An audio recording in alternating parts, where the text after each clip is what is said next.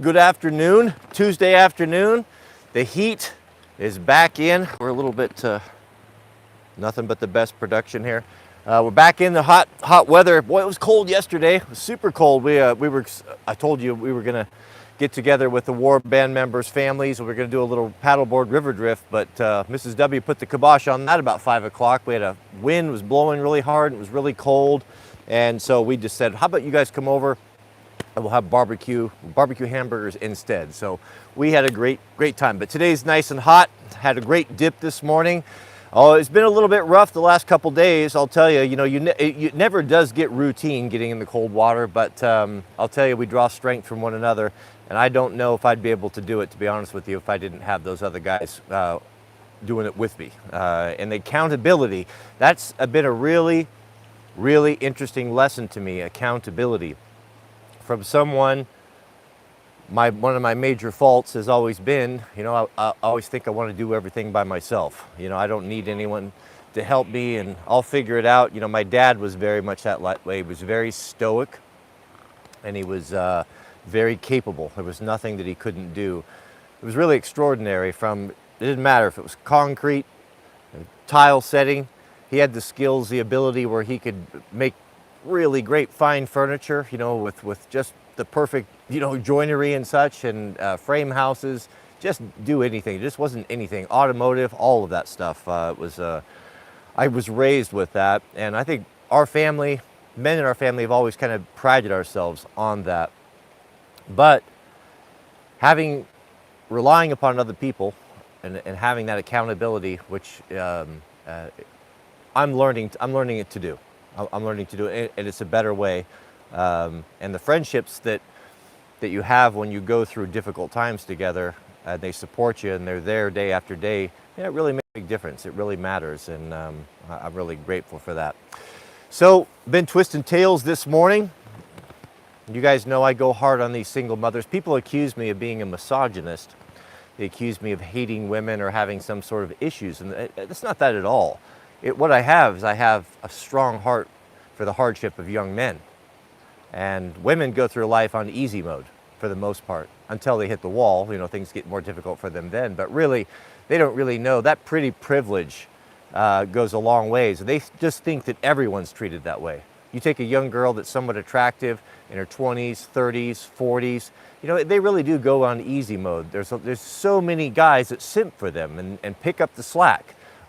Just have one pull over. How many guys with a flat tire? How many dudes are going to pull over and help her with the flat tire? How many people buy dinners? How many people do this and do that and are constantly catering to them?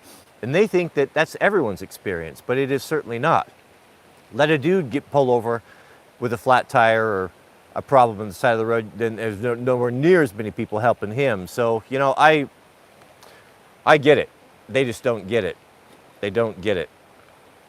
And this notion that the thing that really rubs me the wrong way is this, that every single mother is just virtuous as the wind-driven snow, pure. And if it wasn't just for some bad dude that left her in the lurch and she's just doing the best she can, you know what? These women live in a society now where they control who has access to them. They make the decision whether they open their legs or they do not. And who do they pick? They typically pick, many of them, not all, but too many of them, guys that are just the bad boy, the guys that are never going to stick around, and they take no responsibility, no accountability whatsoever.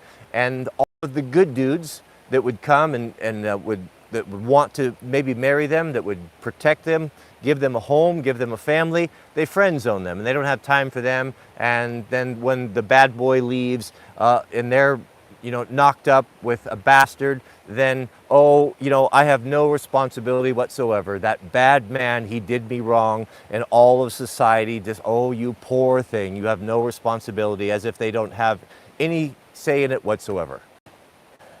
Isn't it getting a little bit tiresome, gentlemen? It gets tiresome for me, I'll tell you that. That's why. Do not date single mothers. Do not cohabitate with single mothers. Do not marry single mothers, because they are able in the society to repeat this process over and over and over again because there's always some simp that will swoop in and pick up the slack, that will come in and get cucked by raising another man's children. And I'm not all, there's always exceptions, but too many. And guys all get up in their feelings, especially guys that were raised by single mothers. Well, my mama was a good one. Well, is your exception, is that the rule? So you're going to say nothing we're talking about is true because you had a good one? I mean, come on now. Look at the number of men that are in prison because they got up in their emotions, because they didn't have a father in the house to raise them properly, to teach them how to control their emotions. How many? And no one's pointing the blame at women for this. You know, everyone's responsible. I'm not saying that all dudes are good. I'm not saying that at all. But these women pick these men. These women are not, no one's out there greeting. You know, I mean, this happens, but it's rare.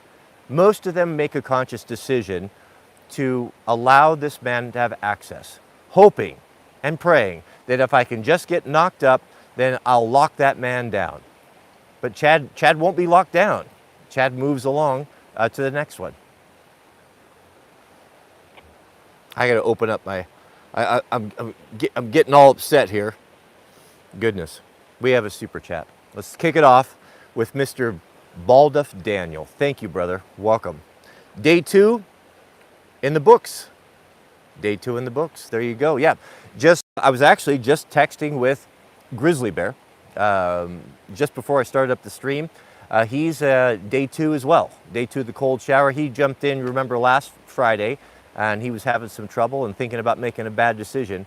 And Mr. Overton reached out, and we've been keeping an eye on him, taking care of him. I hope he's in Grizzly. I hope you're here watching. And I told him 2 things. Give me 10 days for the cold shower challenge. 7 days, I guess it was. I'll call it next Sunday. And save your money up. Start thinking about getting a moto. And get that out here, and I'll take you for a ride. You know, sometimes we need something to look forward to. So I just wanted to report back. He's doing great. We're in communication daily, and you know, I want you to know, Grizzly, that there's guys that care about you, and that's all. Thank you, Balduff. Mr. Joe. Joe is in the chat. We have a $5 super chat. Welcome, Joe.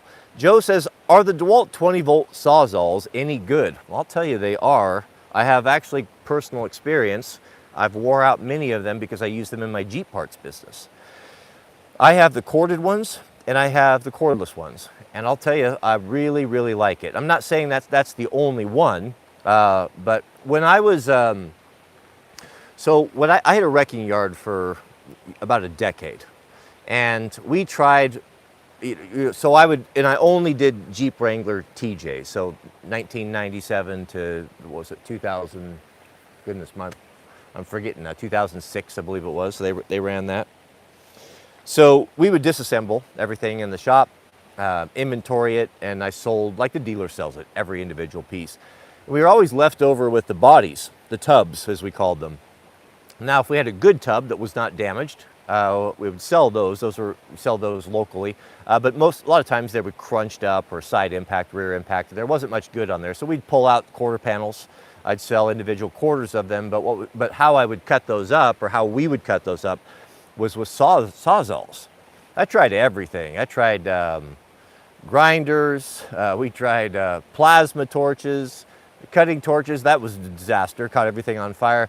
And what we ultimately just found out was the best was a Diablo blade or a torch blade, Milwaukee I think it is, and those DeWalt Sawzalls, man, they just ran like iron. They were cheaper than Milwaukee's, and the Milwaukee, I bought a Milwaukee and it didn't last but a year.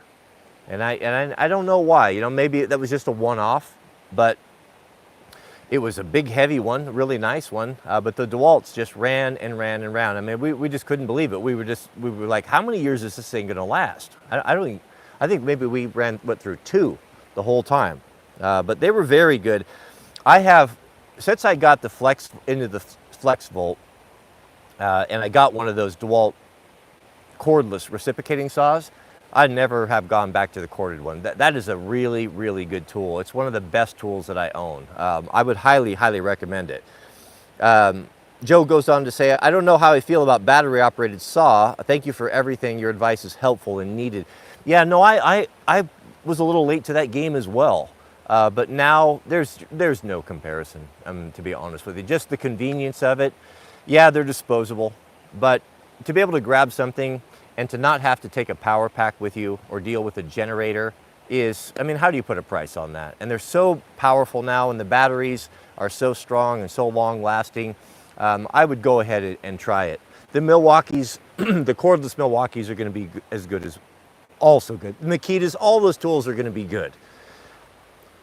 I would not consider maybe your Hitachi or your Ryobi, you get into those lower end ones. I would not consider that to be a pro hoe tool. The price point's there, I get it. If you're only going to use it for one project, then that's the smart thing to do. Go with a Ryobi. But I'm of the belief, if you're going to buy something like that that you're going to have for a long, long time, just spend the money and get something of good quality. Stick with Makita, Milwaukee, DeWalt, all those good brands. You know what to do. But yeah, Joe, you should get one. They're excellent, and the convenience of it is fabulous. And you'll never cut your cord. Tell me, I've done that before. Mr. Aiden Ware, shout out to you, Aiden. Welcome. Aiden has a comment. Aiden says, "How would you go about dating for marriage as a young man in the modern world?"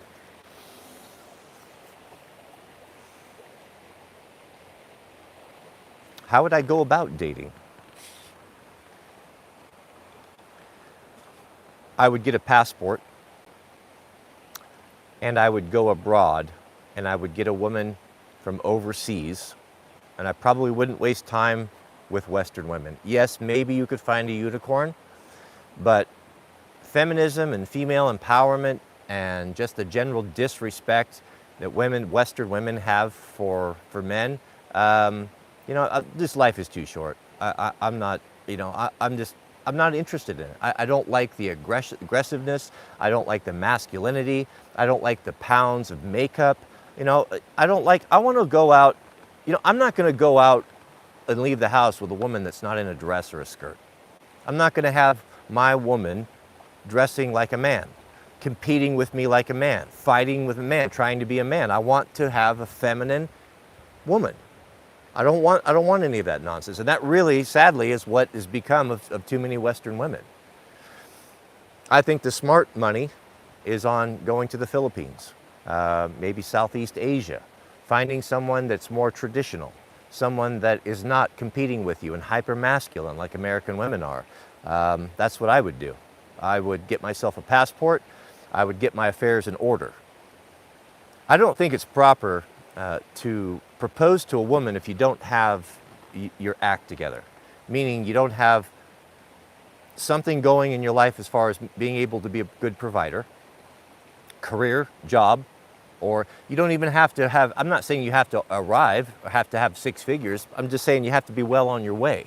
You have to have a plan.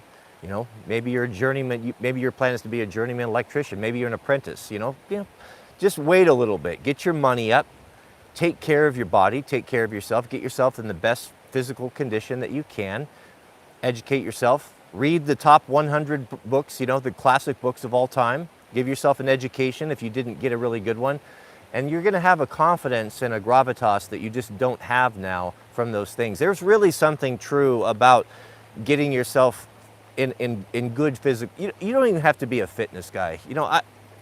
I don't care about big muscles and looking like these dudes on Instagram. All that's cool and all. If they want to do that, I don't blame a guy that's into fitness. That's his hobby. I'd never have anything to say about it. Good for him. He takes care of himself. He has self-respect. That's good. But that's not what you need to be. You don't have to make that your goal, or you don't have to feel like you're less of a man because you're not all swole up like these dudes. But you should be fit. You should be, not packing a bunch of extra weight on and walk a little bit, get on a bike, do a few push-ups, do a few sit-ups, get yourself in shape. Once you have that and you are comfortable with the way that you look and you're healthy and you're eating a good diet, you're well on your way with your career, maybe if you can get yourself into a piece of land, get a house going, then go get your passport, go overseas and find a nice traditional woman, and it'll be better for you. You have a much better chance, and you'll be able to cuff a much higher quality woman than dealing with these Western 304s. Not all, but too many. And the marriage laws, you'd have to be insane to get involved with to have a state marriage, in my opinion, anymore. When two people go enter into a contract, and one of them knows that they will receive cash and prizes, they will be rewarded for breaking that contract, meaning they would say, well, I'm no longer happy, I want a divorce, and now you have to pay alimony, child support, she probably gets the house, she probably gets the kids. You know, there's a lot of incentive for them to leave you.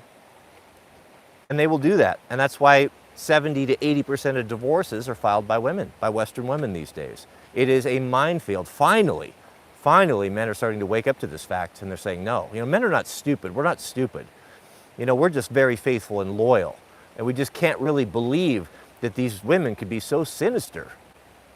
Withholding kids, false SA charges so that they can ream you in the courts. It's horrible. There are many men sitting right here today watching this that are going through this, that are nodding their heads right now. Nod your head if you had or put a 7 in the chat if you had this experience. If what I'm saying is true. This is truth I'm speaking here. I would not be marrying these women, and I would get a passport and I'd go overseas. Mr. Jamie, and thank you, Aiden. We wish you luck. Mr. Jamie, good to see Jamie here. Jamie writes, I'm assuming YouTube takes a percentage of the super chats. Is there a better way we can support you? They do. Yeah, they do. They provide a service. You know, I don't have a problem. Muzzle not the ox, as I'm so fond of saying. We haven't set anything else up. We probably should. I can ask Mrs. W about that. There you go. Look at the 7s. These are wise men here that have been through the ringer. Maybe they haven't personally, but they have seen it with their friends. They have seen it with their fathers. And finally, we're waking up to this. You know what? We are the prize, gentlemen. They are not the prize. They are an accompaniment to us. We were created in God's image, and they were made to be our helpmate. They're not the center of our world. They're not the focus. You have been led to believe this. You were raised to believe this, that everything is about the P, but it's not. We are the prize. We are the economic engines. We're the ones that make things happen. And as the economy gets more and more difficult, as more and more people struggle, you know, the margins are going to suffer the most, and the margins are often filled with women. And they're starting to realize, oh, maybe we've messed up by being so mean to these men, telling them how we were strong and independent, didn't need them. Well, now we're in need, and now they don't want us anymore. But yet, most of them they can't see it. They're still talking the same old feminine claptrap. Thank you, Jamie. I appreciate that. We have a $10 super chat. That's very generous from Rev Artist. Thank you, brother. Really do appreciate that. Rev writes, I just bought 10 acres in East Texas. You're hard. You're hard if you live in Texas. I do like Texas, man, though. I'll tell you, I could see maybe one of these days giving honorary West Coast status. We'll see. Rev Artist just bought 10 acres in East Texas. Lawnmower recommendations, please. Well, I've had many of them, and we are now currently using a Toro zero-turn mower. And that is a great, great mower. I would never, ever, ever go back to the old school riding lawnmower like I used to have. We had a John Deere X3 300, I think it is, which is kind of it's not the Home Depot grade.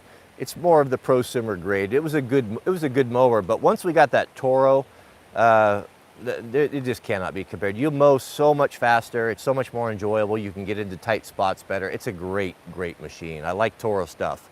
I would consider that. Actually, I've got to do a video on that mower. We've been using it for a couple years solid now, and it has been a good unit. I'm very, very impressed with that. So I'll show you. Maybe I can do it this week or first part of next week. I'll show you why I like it and why I would recommend it. It's a great machine. Excellent. I put up a video today and I took it down.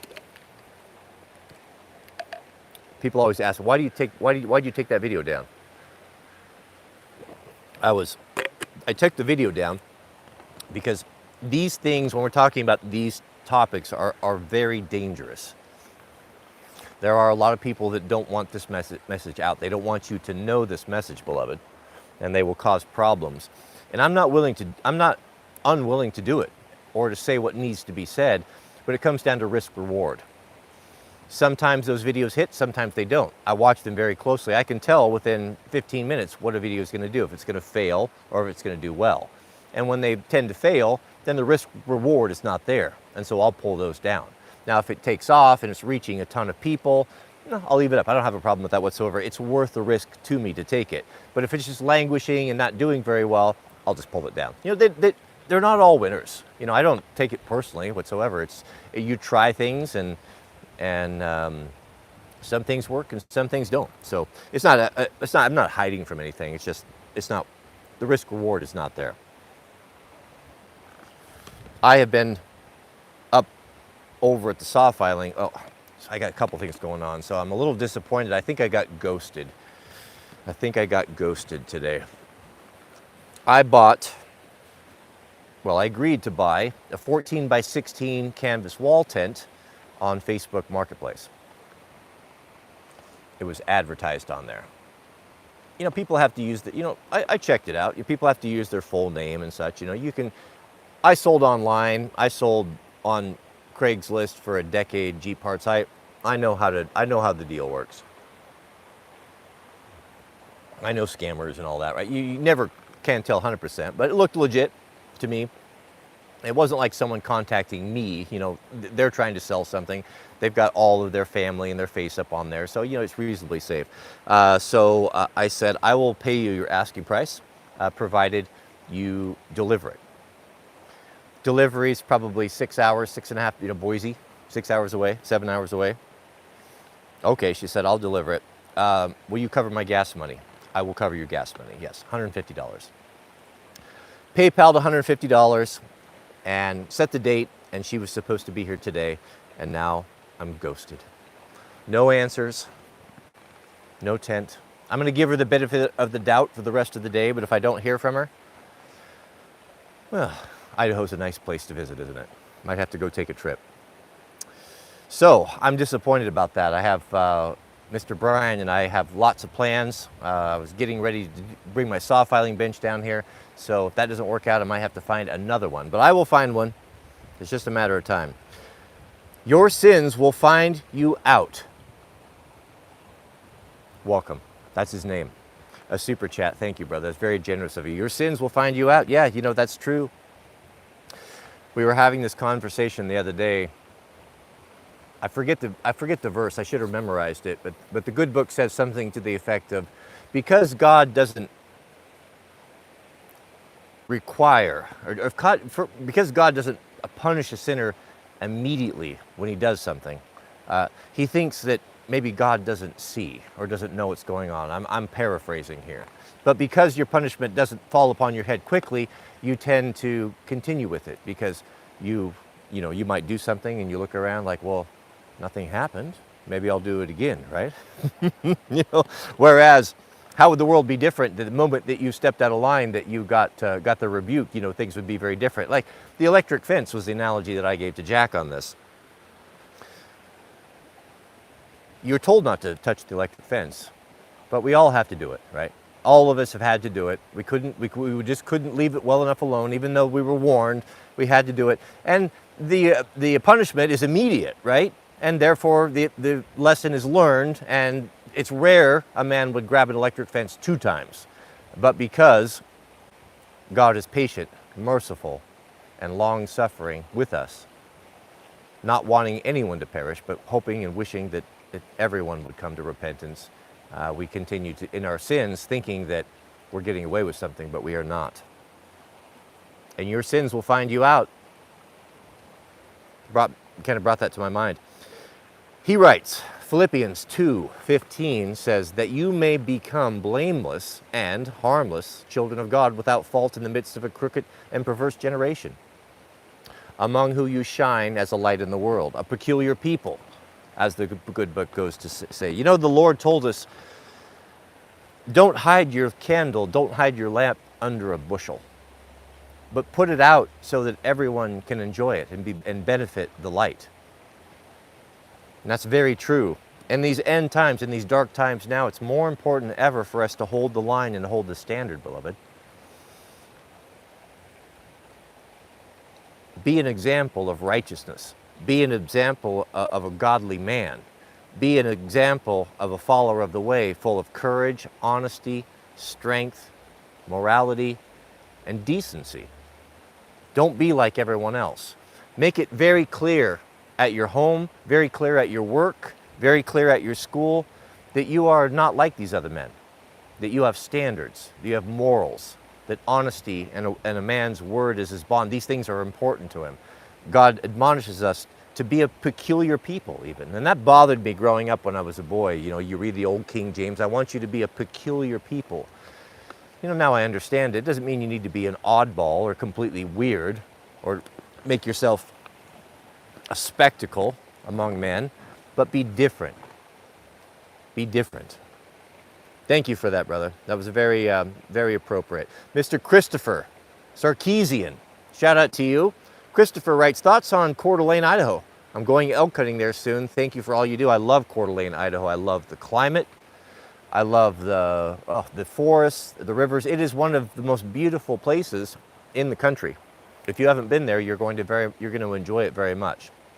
Sadly, the carpet-begging California usurper, bless him, is putting a lot of pressure on Idaho and bringing his and her politics with it.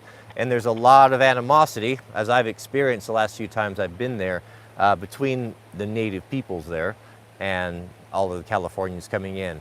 It's a difficult thing. You know, they don't seem to want to assimilate to the Idaho culture, and then they drive up property prices, and then it makes it unaffordable for folks that have raised there, or multi-generational, and there's a lot of resentment there right now, and maybe rightfully so. You know, I struggle with that. It's difficult, because I think that every man, especially every American man, should have the right to better his circumstances and to put himself and his family in a place that inspires him and that he likes. I'm not saying that no one should be able to go to Idaho, but if you do something like that, I think it would behoove you, and it would be the decent thing to do, to somewhat assimilate and not push your weight around and not try to bring your California politics to that region. But people are just very disrespectful. Very disrespectful. Mr. Brian was telling me he was up at a lake to the north of here that we enjoy going fishing at. Absolutely pristine alpine lake. No motorboats, just canoes and paddleboards, you know, just man-powered craft for the most part. And it's always been a very peaceful and tranquil place. If you want to get away and go up there and just not be bothered, it's really wonderful. It's a real blessing to have. Well, he was up there on the weekend, and him and his lovely bride, and they were out paddleboarding. And he said he could hear across the lake someone kicked up drill rap in a ghetto blaster, big speaker, super, super loud. You know, like it's happening up here now too. There's the lack of disrespect. And of course, he said when he got back to the boat ramp, he was not surprised that they even had brought pit bulls.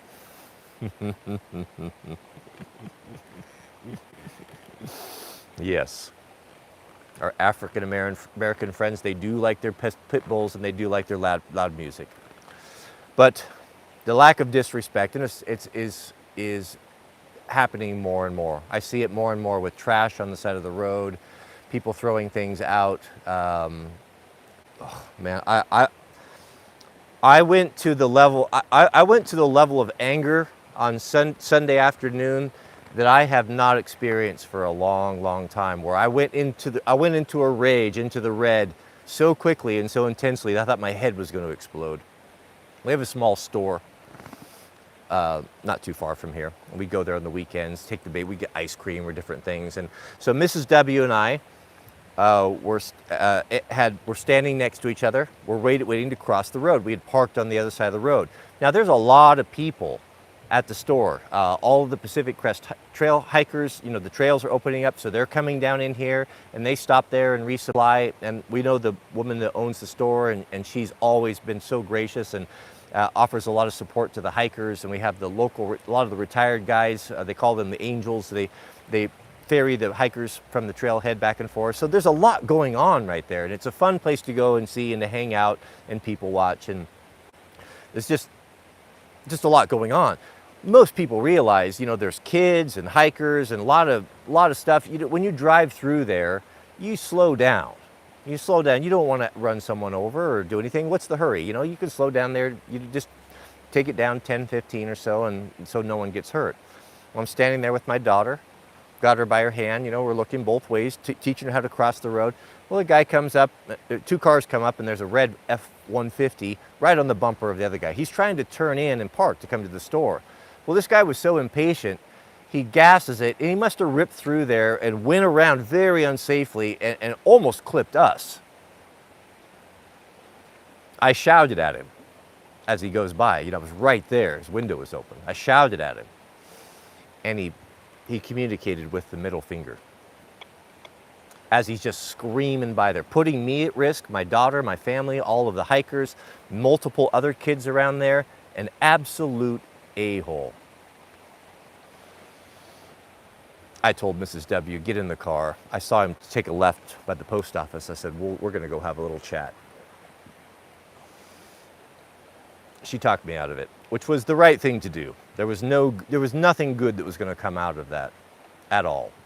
It took me a long time to come down off of that. Just the lack of respect. Just a grown-ass man acting like that, doing something like that, it's just hard to imagine. I'll tell you, had that been 20 years ago, we would have had a chat.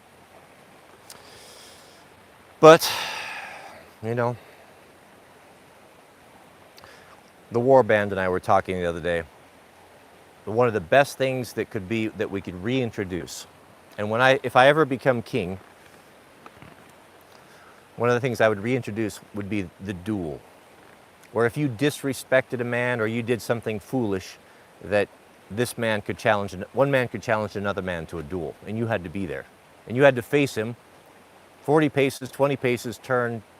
I think that would bring a lot more I think people would be much more respectful and very careful as to what they said and how they conducted themselves among other men. Would you not agree? Christopher, good luck with your hunt. You picked a nice spot. Mr. Lenny, 213, shout out to you, Lenny, and new member, welcome. Lenny has a comment. He says, great day today. I managed to pick up a used Snap-on Ultralab scope scan tool for $650. Not too bad. Those things are expensive. I've never owned one before. I would love to have one to be able to diagnose problems with the cars. When I had my Jeep wrecking yard, there was a auto shop, independent auto shop across the street from us, and we used to help each other out, share tools and stuff. And he used to do that for me. And man, that's awesome. $650 too. If I found one for $650, I'd probably pick that up myself. My Snap-on dealer knew I was looking for one and kept it for me from a trade-in. Great service, great tools. Yeah, not all Snap-on guys are good, but some of them are really good. I've had both. I've had bad ones and good ones. But when you get a good one, man, they can really help you out, especially if you're making your money with your tools. There's a lot of guys that trade stuff in, and that's always a good way to buy stuff. When I was just starting my wrecking yard, I needed some professional tools. I needed like impact wrenches and air ratchets and that sort of thing. And my Snap-on guy did the same thing for me. Gave me a really good deal on trade-ins, or you should talk to him. Say, hey, I'm kind of looking out, even toolboxes. I bought Jack for Christmas. I bought him his very first, his own Snap-on toolbox. It was a cart. It's a small, kind of a starter, more of a starter kit. But I called Snap-on dealer. I had not met him, but he was the closest one in my area. Called him and told him what I was looking for, and he's like, yeah, actually, I just had a guy trade one in. and I was able to buy that for, a lot less than brand new, closer to half than it was brand new. And he hooked me up. He didn't have to do that. He didn't know me. He could have passed that deal on to someone else, but I'm going to be loyal to him now. When I need something, I'm going to give him a call and give him my business. So good Snap-on dealer is important to have. If you have a good one, take care of them. They're just trying to make a living as well. Mr. Keith Wilson. Shout out to you, Keith. Keith writes, would you consider a live Bible study class? I would consider it. I've been thinking about it. I've been actually spending quite a bit of time in the Word. An hour before the live stream started, I thought, there's always a lot to do. We've always had, there's never an end to the work. But God's been really impressing upon me the importance of take some time to yourself. Take some time just to be still and to study and just not be focusing on work all the time. Just because just because you've got stuff to do.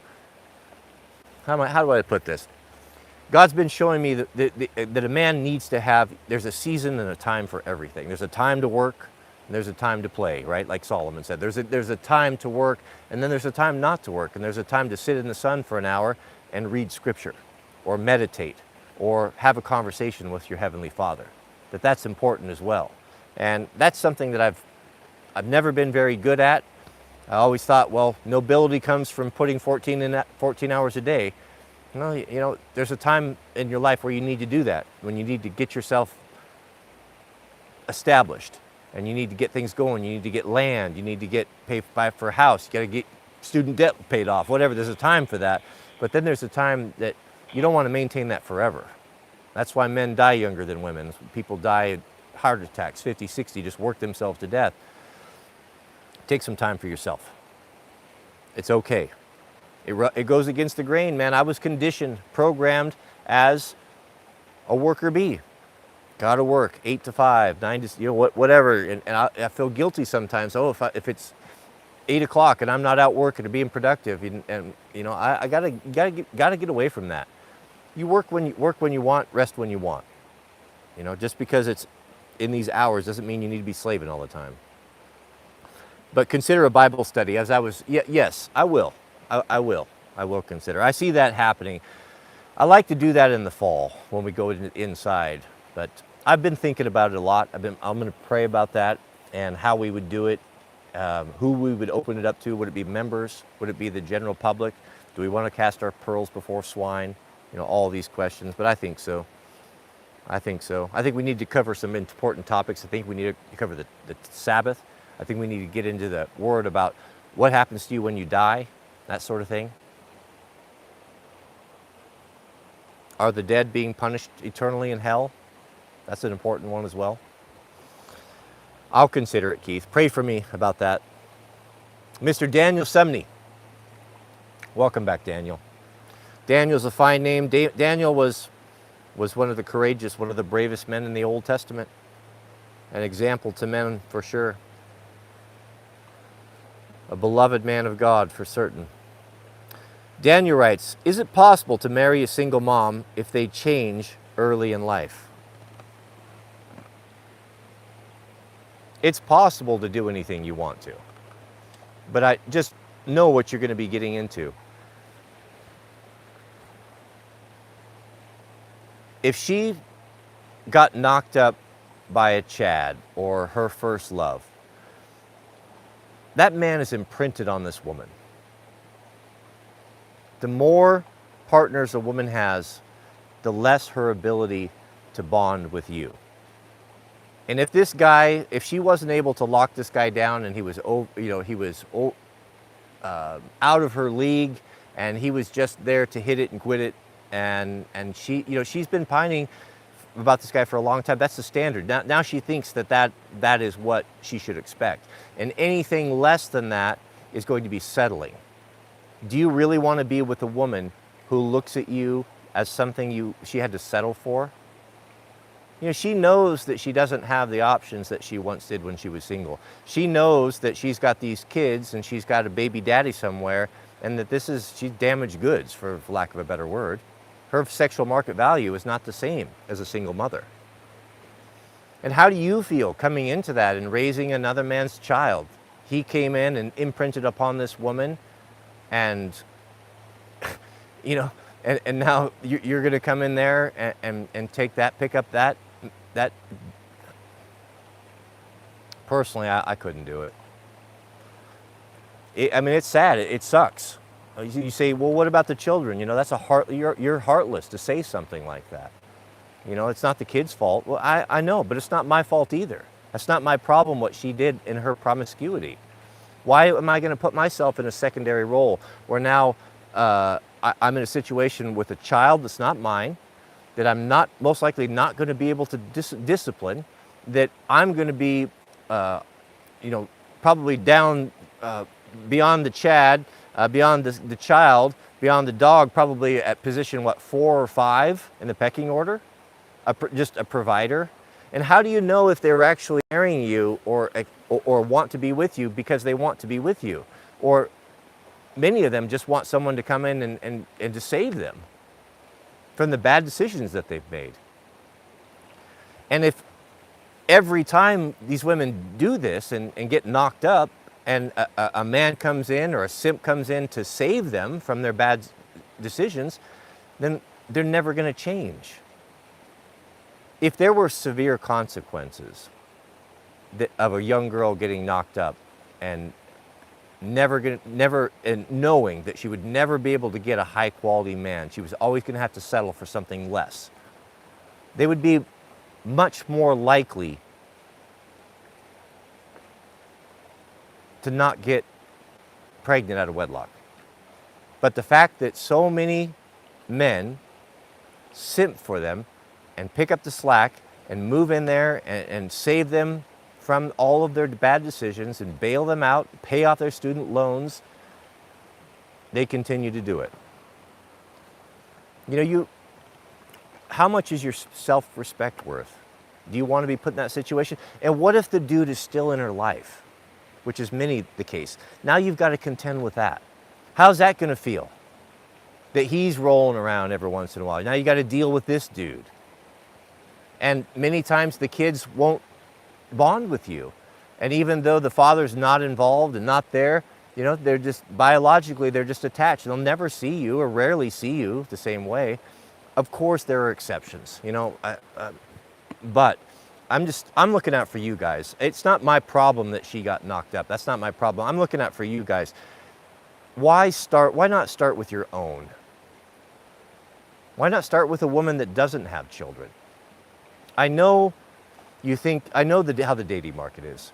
I know that it's tough and it's almost impossible. And the only option for a lot of dudes is to go get hooked up with a single mother. But everyone knows that she's more desperate. You know, it's not equal. Would you actually have a chance with this girl if she wasn't already a single mom? I mean, to be honest. I mean, all dudes know that you can prey on single mothers. You could get a better girl than you could typically get because she doesn't have as many options. All dudes know this, and a lot of dudes exploit that.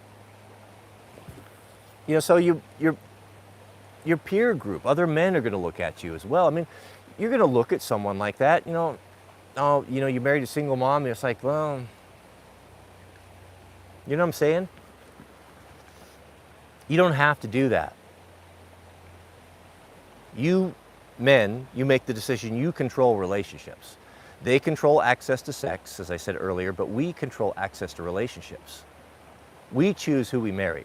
They don't. So why would you put yourself in that environment? Why would you not get a passport and go over South America, Southeast Asia, get a traditional woman that's younger, that doesn't have all the baggage, that doesn't have the feminism, and why would you not do that? What's preventing you from doing that? As a single guy, you don't have all your money, all your resources, or you can spend them on yourself. You can improve yourself, you can improve your situation, and you can go over there and do that. And that's what thousands of dudes are doing it, because Western women just have become poison. So, Daniel, yes, it is possible. And again, there are exceptions, but you don't have to do that. There are other options. Mr. John, goodness, a $50 super chat. Thank you, brother. We got to give the applaud for that. That is very generous of you. We are so grateful for support like that. It really does help. Mr. John says, I appreciate everything you and the rest of the folks at Unauthorized TV do. You've taken a lot of young men to take responsibility and to hold themselves accountable. God bless you and yours. Yeah, I'll tell you, Mr. Owen Benjamin, it was really, I would say him and Roosh V were ultimately really responsible for me waking up from out of the matrix. Waking up from, made me realize that I was a blue-pilled beta simp. And that to reclaim masculinity, to see the world for how it really was, I'll always be grateful to Owen for that. And he's doing a lot of good work over there as well, for sure. I hope to meet Owen one of these days. You know, he's got a place up north Idaho. We've spoken on the phone a couple times, sent a few things back and forward, email. He checked in with me, maybe 6 months ago or so, and gave me a little update on what he's got going on. And he's always extended an invitation. And next time I'm up there, maybe I'll look him up and drop by and say hi. I would like to meet Owen very much. But thank you, John, and thank you for your generosity. Mr. Dante Wimbush, super chat, welcome. Thank you, brother. And Frank Castle, very generous. Thank you, Frank. Just support, no comment. $19.99. Thank you, brother. Mr. Cameron Wilson. Cameron's been with us for a month now. $20 super chat. Goodness, thank you, brother. Cameron says that the best part of my day are these live streams. Well, mine too. I'll tell you, when we first started them up, I was really nervous about these, and I dreaded. I had a dread because I didn't know what I was going to say. I didn't know what we'd talk about, and then I guess maybe I was afraid of looking like a fool. And live streaming is hard to get started in, but now, and also, now I just enjoy them. What happens is what happens, and I love the quality of dudes that are here. I love the feedback, all of the help from the middlemen, all the work that goes on behind the scenes. It just encourages me to no end, and I look forward to it. It is one of the highlights of my day. I love right before the stream, to get maximum energy going, I jump into the river. That's why you see my hair all wet. I come out of the river with my hair on fire and ready to go. So I very much enjoy it as well. Thank you, brother. He says, he goes on to say, thank you for everything you do, Cody, and all the life advice you give us younger men seeking wisdom. And life's advice is very much appreciated. Well, I appreciate you paying for this with your time as well. Yeah. No one cares about us, beloved. We're essentially, as men in this country, are being, and have been for a long time. I look at my poor granddad. My granddad didn't know any of this stuff. He was a good man, the best man I ever met. Honest as the day is long. But I just think about how little time off he had to pursue his interests, and how work just plugged into a factory, a cog in a wheel, year after year after year, the same place fixing cars. And the guy's got to do all that and such, but I wished he could have spent more time doing the things that he loved. That man loved hunting and loved wildlife and animals. I wish he could have taken 6 months off a year and to go up and to travel and to see some of the things and have the opportunities that I do. I wish he were here today that I could share with him. I wish I could. If I had a time machine, he always wanted a new truck. He was a Ford man, right? But he was frugal, he was, when he passed away, he was still driving his 1977 Ford two-wheel drive, mint condition, perfect, bought it factory new, had the worst engine Ford ever made in it, the 400 big block. Two-wheel drive. I asked him, Granddad, why'd you buy a two-wheel drive and not a four-wheel drive? He said, well, that'd just been wasteful. I could put chains on, I contrast my extravagance with his practicality, and it makes me blush, right? But it is what it is. But I'll tell you, if I had a time machine and I could go back, one thing that I would love to do is to drive a brand new 2024 Ford loaded up King Ranch 4x4 pickup in bright red. I remember he commented one time of his friend bought a brand new Ford pickup in red up at Elk Camp. And I'd never seen Granddad be green with envy or like really covet something before, but when that brand new red Ford drove by, it was beautiful, absolutely beautiful, brand spanking new. He said, boy, that sure is a pretty truck. But I'll tell you, beloved, I'd roll a brand new truck in his driveway and I'd say, here, Granddad, here's the keys, let's go for a ride. I wish I could have done that. I didn't have the means to do that at the time, but one of these days, when I see him in the kingdom, all things will come correct. Thank you, Cameron. I really do appreciate that. Goodness, he was a good man. He's greatly missed, greatly missed. Mr. Justin Schweitzer. Good to see Justin back. Shout out to you. Welcome. Thank you for your generosity as well. Justin's been with us for 2 months. He says, you were exactly right, Proho. My biological father died the month before I was born. My mother remarried and he adopted me. Even still, we never had the relationship of an authentic father-son. It is the way that it is. You know, and I know guys don't like to hear it. It sounds cruel. But that's the way that it is, man. That's the way that it is. You cannot make hope your plan. You've got to be logical, beloved. You got to look at, yeah, maybe it'll work. Maybe the kids will take to me. You know, maybe they'll see me as the father. It happens sometimes. You see it once in a while, but it's pretty rare. Most of the time it doesn't, and it's awkward for everyone. You know, it's not. You're not a white knight. It's not your responsibility to go in there and to fix these women that are broke and have made bad decisions. Why are you wrecking your life? Why are you hobbling yourself and putting yourself in a position of disrespect? Why? For pee? You know,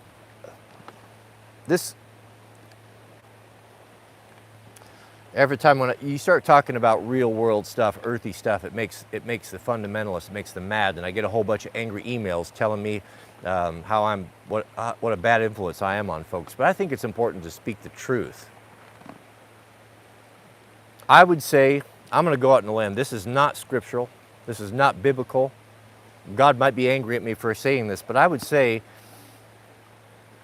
what is your motivation? If you're lonely, if you're horny, if you can't stand not having a woman, and you think that you're willing to overlook all of these red flags, overlook all the disrespect, all the problems, the baby daddies, so that you can have access to a woman in bed, you know, that's not a good enough reason, gentlemen. It would be better for you to hire a professional, it seems to me, than to put yourself in that situation. And I know that's a sinful thing to say, but I'm just telling you, you know, this is a real world we live in, and things are not ideal. And that's what's so beautiful about the 66. It's God is righteous and holy and just. He's the same today, yesterday, and forever. The examples of God and how he had to deal with sinful men in difficult situations are the written record of the 66 books. And people who have a childlike understanding of the book will read this and think that, well, David did this, or someone did this, or Samson did this, so this is God's condoning it. God's not condoning it. God is simply meeting people where they're at and dealing with people in a difficult situation.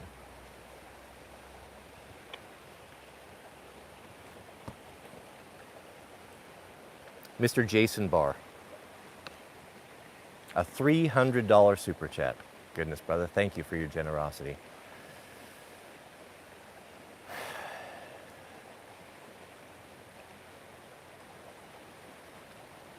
Thank you, brother. Goodness. It's hard. Thank you. I'm just going to say thank you. When you don't know what to say, it's hard to go wrong with that. Mr. Barr has something to say here. He says, I listened to yesterday's stream late. Suicide/depression is a tough one. Few things that have helped me dig into the Word. Surround yourself with good people. Get rid of bad habits. Forgiveness. Yeah, forgiveness. A good electrolyte. Dr. Beggs is great. Berg's. I've never heard of that. A good electrolyte. Cold showers. Fasting. Thank you for speaking to these things, brother. You know, that's a good point. You know, one thing that the Christian church has not done a very good job at is exactly some of the things that Mr. Barr is talking about here, about taking care of your body with healthy foods, healthy living, healthy clothing. Because if the body is healthy and feeling well, you know, that affects your ability to think clearly and to make good decisions and not be so swayed and moved by emotions and passions. I mean, those of you, how many of you have, alcohol has not done you any favors in your younger years? That you have said and done things and laid with women that you would never have considered had not you been under the influence of this, of alcohol.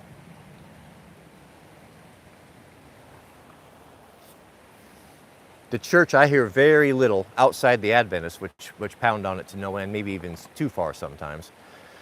But I hear very little about the importance of your diet and your environment and managing your stress and putting yourself in an environment that you enjoy. You know, if you're stressed, if you got stress at work, if you've got a lot going on and you're managing people, you know, that's unavoidable. That's going to happen. But you don't have to have that when you come home as well. Make your home a place of peace. Surround yourself with few things that are simpler and things that you enjoy.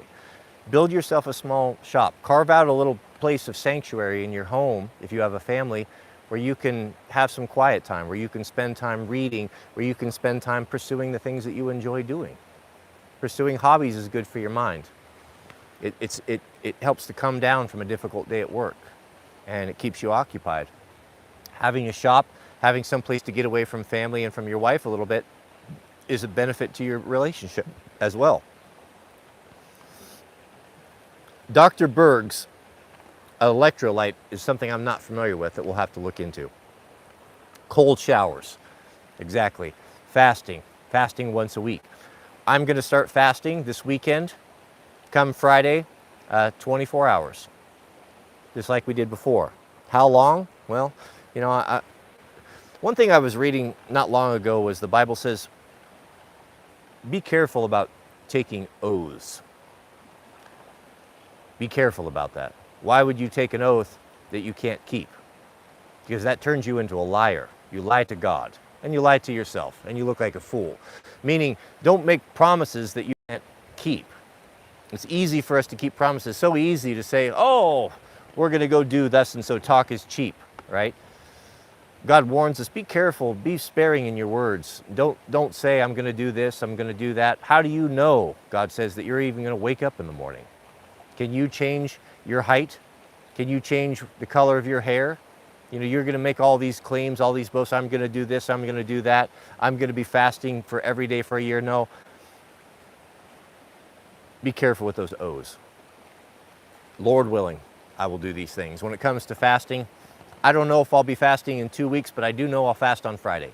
And beyond that, the Friday after that. But beyond that, I don't know. Yeah, thank you, Jason. Good points. Good points. Mr. Kyle R.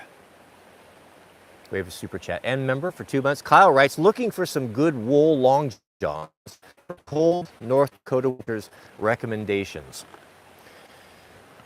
What I wear is Icebreaker. Mrs. W and I we don't agree on this. She has a favorite brand and I have a favorite brand. She seems to think that Smart Wool is more durable than Icebreaker. I like the fit of the Icebreaker better. I believe it's New Zealand, and it's very, very nice stuff. Very high quality, very expensive, but lasts well. I would recommend that. Now, it's going to come in multiple weights, so you know kind of your temperament and what you like. I personally like heavy clothing. I like 21-ounce denim. I like thick, heavy stuff, things with texture. I have super low body fat, so I get cold all the time. So I'm all about thick and warm, right? No, there's no such thing as cold. There's just bad clothing, the way I look at it. I don't get cold because I wear good quality clothing, and I dress for the occasion. So go check out Icebreaker, look into that. Understand that there are multiple weights. You know, you're lightweight, you're thinner, medium, and heavy. So act accordingly when it comes to that. I would have to agree, I think maybe Smart Wool, it doesn't fit me as well, but it might be a little bit more durable. But I would say for the most part, they're on the same level, and they're both excellent. You can't go wrong with them. But those would be the two companies. That's what I use. And I'm often in very cold environments, snow biking, and that's what I wear, is Icebreaker. Mr. Joe. Mr. Joe admonishes me to never compromise your values or morals. Learn what they are and don't let anyone get in the way. Know when to draw the line, especially when dating. Yeah, you know, at this point in time, beloved, we need to stop pleasing people, and we need to stop living our life for other people. If there are folks in your life that are not bringing a benefit to you, that are not encouraging you and supporting you, and this could be men or women, this could even be immediate family, and often is. You have no... Uh-oh. Top of fire. We got a fire tone. I listen, this is my Pro-Ho radio here. Shout out to Mr. Evan, Radio Made Easy, if you guys get good comms. What happened here? I monitor the radio so I can know exactly when a fire starts in the area, and I could act accordingly.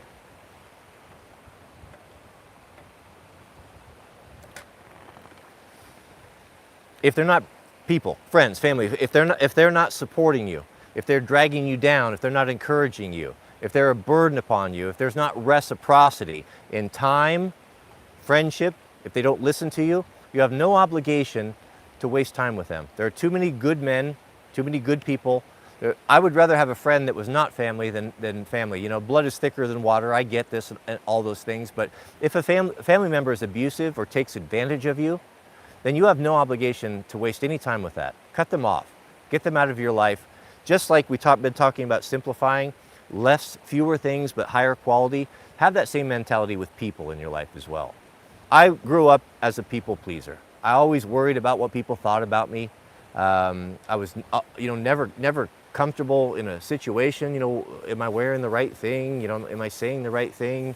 I think maybe that's probably why, one thing that was a tool for that, or a cope, was alcohol. You know, I remember trying to go into stressful situations, social situations, where you stop by the bar or take a couple shots before you go into it, pound a couple beers to relax, so that I wasn't so insecure and worried about what people thought of me. I'll tell you, man, I don't care about that at all anymore. I say what I want to say. I wear what I want to wear. I spend time with the people that I want to spend time with, and I don't care what anyone thinks whatsoever. I want quality people in my life. I want people that reciprocate kindness, reciprocate love, that have common shared values. I'm not having friends that don't share my values. I'm not having friends that believe things that are completely opposite to me. I'm not going to be unequally yoked with a woman, and I'm not going to be unequally yoked with friends either, or family members, as far as that goes. Welcome, sister. We have a super chat. It says that he's been busy. I've been truly blessed with an amazing woman in my early 20s that I will be marrying in the winter. I look around and realize how blessed I truly am. I hope so. I hope that's the case. I hope you did find a unicorn, but I would still do a prenuptial agreement. I would. If she truly is genuine, then she shouldn't have a problem with that. And don't make it unfair, but a prenuptial agreement should be something like this. Baby, I love you. I want to spend the rest of my life with you. But whoever decides to leave, whoever decides to break this marriage up, short of abuse or something like that, of course I would never stay in an abusive relationship, and I would never encourage a woman to stay in an abusive relationship. She should leave immediately. But this should be written up and stated in a way that the person that breaks the contract does not leave with cash and prizes, and does not leave with the house, and does not leave with the kids. That's reasonable, right? And that means you as well, that you are signing on there saying that if I chase the secretary and leave, then I leave with nothing. You know, it's 50-50. I would be very suspicious of a woman that claims she loved me that would not agree to a contract like this.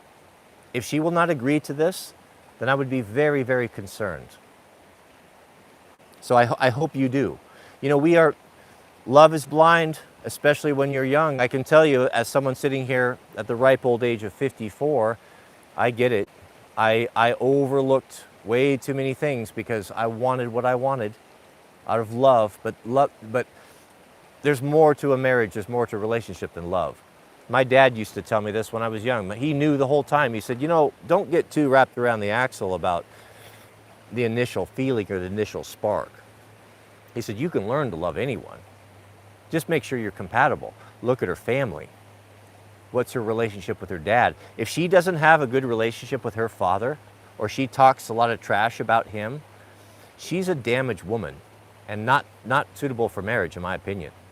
If she competes with you and is not feminine, if there's something that you like and you encourage her to do this and she bristles against it and wants to have her way, maybe the way she dresses, maybe she insists on having a career or a job, maybe she insists on going out with her friends, these are red flags. And these women are not, if they manifest these things, they're not suitable for a wife. A woman should be submitting to her husband in a Christian environment of a man of faith. And that does not mean she's a doormat.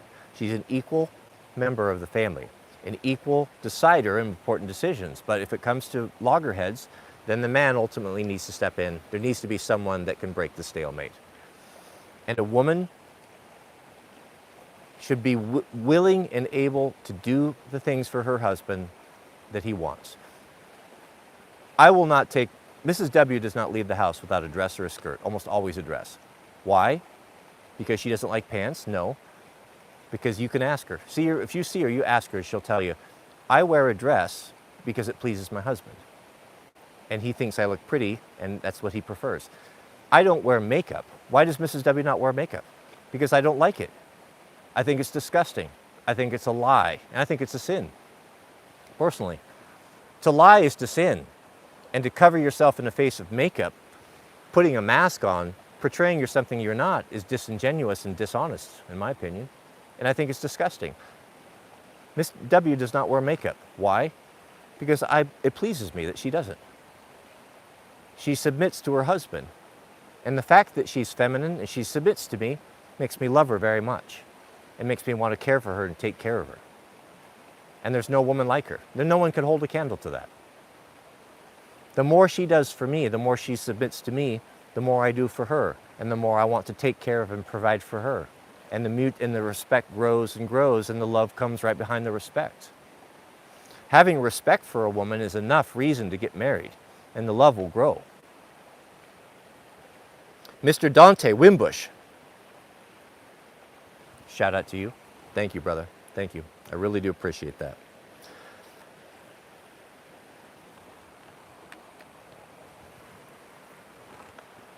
Hollywood's on strike. Did anyone notice?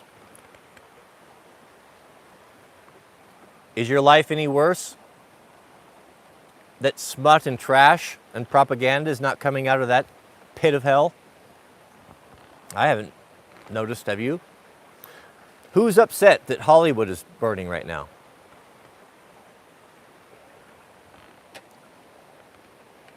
We have a super chat from Mr. Philip Franklin. Shout out to you, brother. Philip writes, thank you. That's very generous of you as well. Icebreaker is mainly made in China. Point 6 has USA made stuff. I knew it was made in China. I didn't know that there was a US option for that, but it looks like we may have one. The brand is called what is that? Varus teleca, Sarma, is the main wool gear I use in the Rocky Mountains. It's from Finland, Latvia, and Estonia. Well, that's a good tip right there. That's something I'll look into. A lot of my icebreaker stuff, I'm pretty hard on gear, man. I wear clothing out. I wear clothes out from the inside out, man. I've just always been hard on stuff. And I've got a lot of things that are getting threadbare. I'm going to look into that. Yeah, anything from Finland is usually top notch, top notch. That's a good tip. Thanks for sharing that with us. Yeah, look into that. I have no experience with it, but any man that lives in the Rockies should know about cold. I lived in the Rockies. I lived at 10,000 feet when I was a firefighter up there in Summit County. The coldest I ever experienced up there was 40 below zero, and that's Fahrenheit. I had a Toyota Tacoma, four-wheel drive extra cab, and I remember that night, I was taking some classes at the community college. Remember that night getting in that Toyota, it had the soft, the soft upholstered seats, and they were as hard as wood. We went outside and threw water up in the air and it came down to ice. It was very cold. Thank you, Philip. Thank you for that recommendation. And Alan, Wolfkill, we have a $5 super chat. Alan has a comment. I'm a Sabbath-keeping Lakota anomaly. I'll bet you are. How did you come to the Sabbath truth versus Sunday? I came to it through so I got brought, I guess I came into the church, or I came to the true knowledge of God right at the time that I had left Colorado. It was in my early 30s. I quit the fire department and came back to my home, Oregon, and had an apartment in the Hollywood district in Portland, not too far from Mrs. W. I just started dating her. A year before that,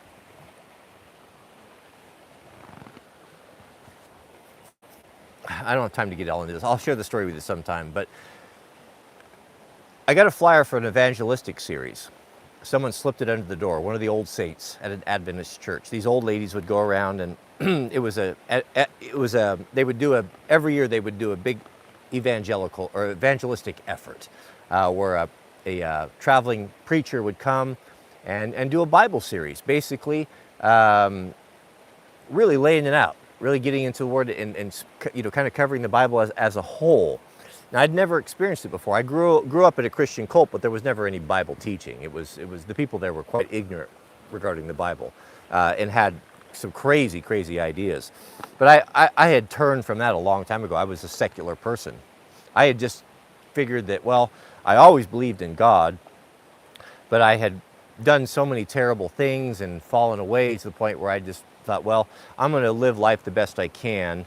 And I knew I was condemned, and I might as well just take advantage of life the best I can.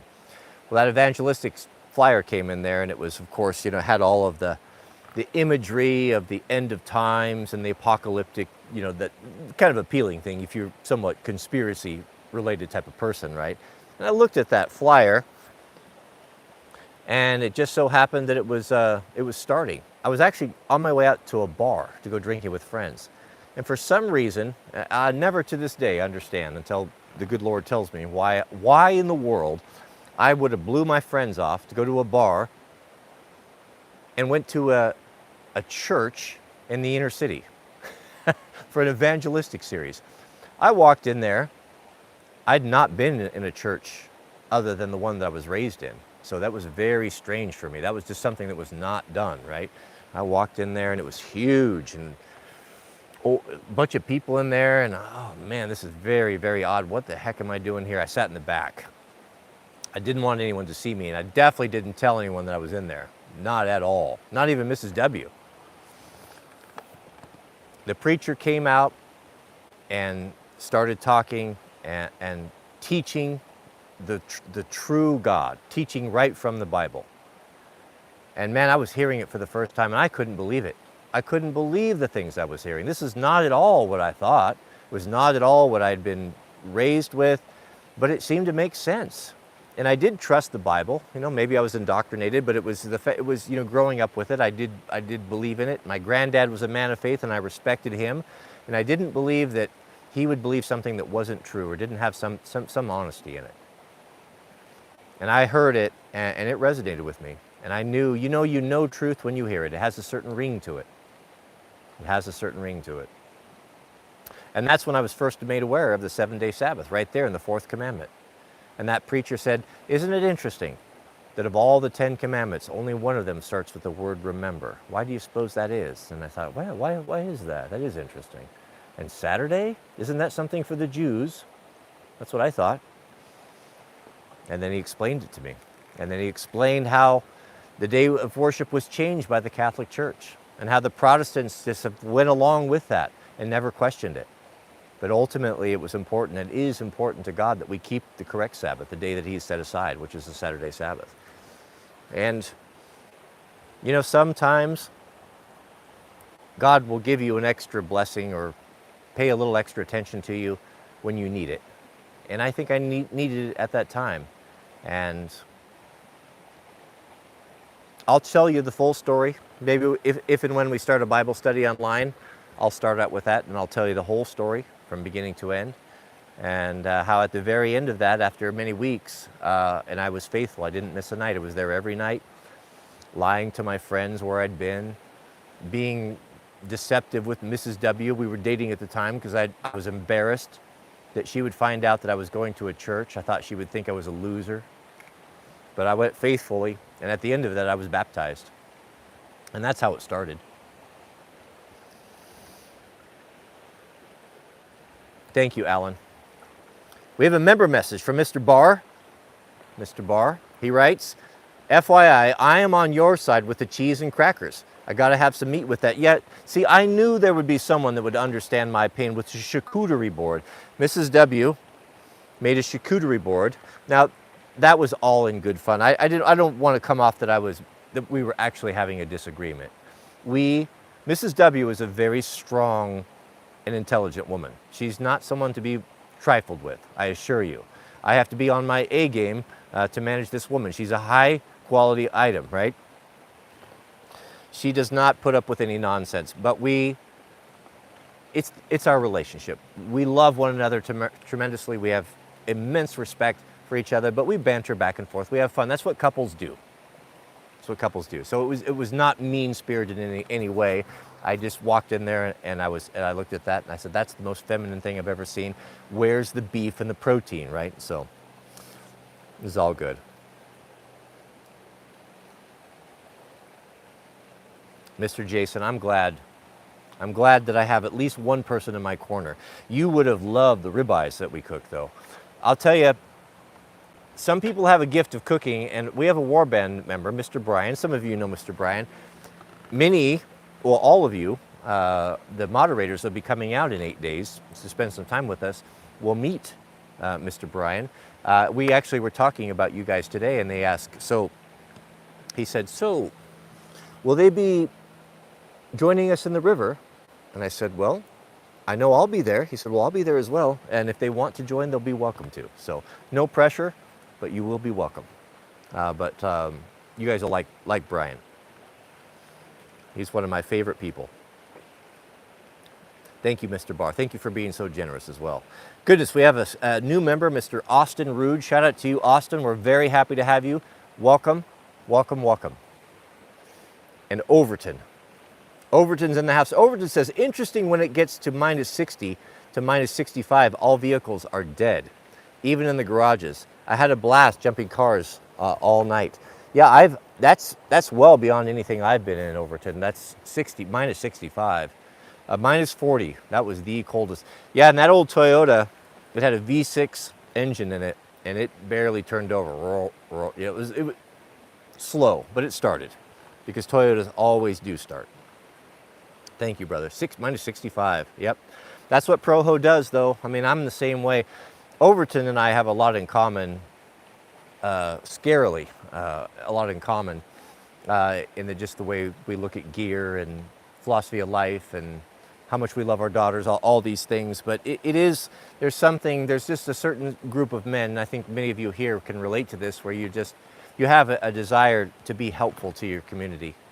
When I was 17, at 17, I think I had 17 or 18, I'd bought a 1977 Ford Bronco. That was the last year of the old body style. It had a 302 in it. And it had a 8,000-pound Warren winch that I put on because I worked at Warren Industries at that time.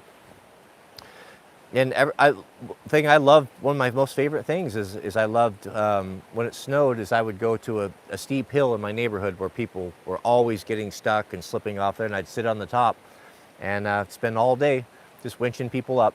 And people would come up, and some people were reluctant, like, well, how much is this going to cost? Like, I would never charge anyone for anything like that. It wasn't about that. It's just God made some of us a certain way.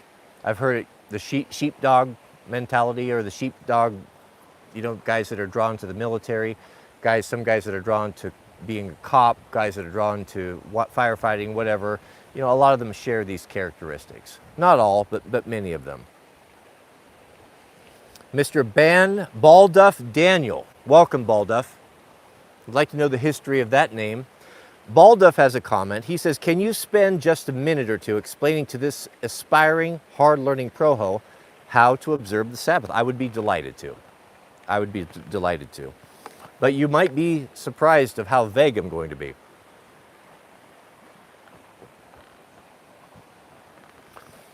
If you flip in your Bibles to the Old Testament and you read, you get into the story when Moses led the children of Israel out of Egypt after being enslaved for 400 years, and the issuing of the 10 Commandments, written with the very hand of God on the stone tablets.